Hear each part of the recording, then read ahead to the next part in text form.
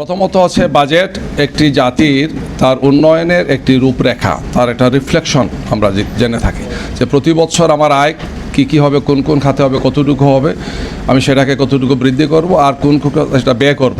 এবং আয় ব্যয়ের মাধ্যমে একটি জাতীয় সমৃদ্ধির আমাদের একটা টার্গেট থাকে যে আমরা কোথায় যাব।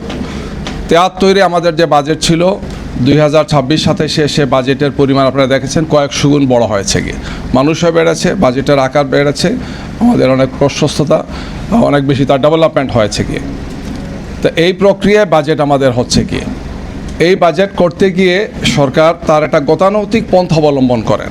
আমি এক্ষেত্রে মৌলিক প্রস্তাব দেব যে সরকারের উচিত এই বাজেট কাঠামো থেকে বের হয়ে আসা।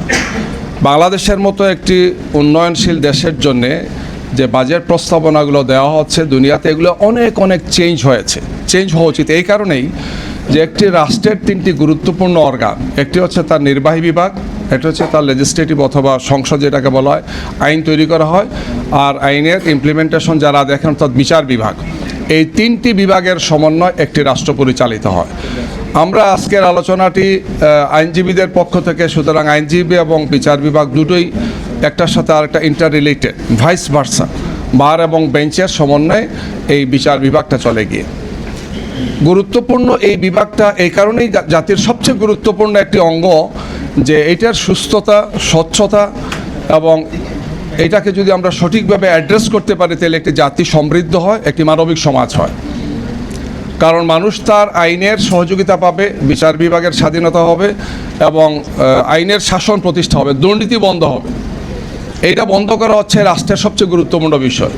আমাদের কতটা ব্রিজ হলো, কতটা কালভার্ট হলো, আমরা কতটা ফ্লাইওভার করলাম, এটা উন্নয়নের একটা বিষয়।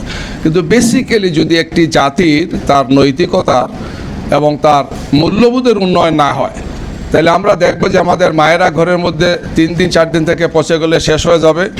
এক ছেলে ব্যারিস্টার, আরেক ছেলে প্রফেসর, আরেক ছেলে হয়তো বড় একজন প্রশাসক, তিনি মায়ের খোঁজখবর নেন না। আজকে আরেকজন মাকে পাওয়া গেছে এইভাবে, 3 দিন থেকে তিনি মারা গেছে।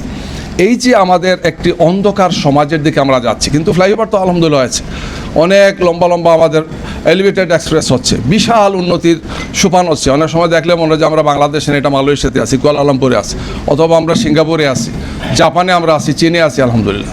কিন্তু পর্দার আরেক দিকে হচ্ছে আমাদের এই পরিস্থিতিটা।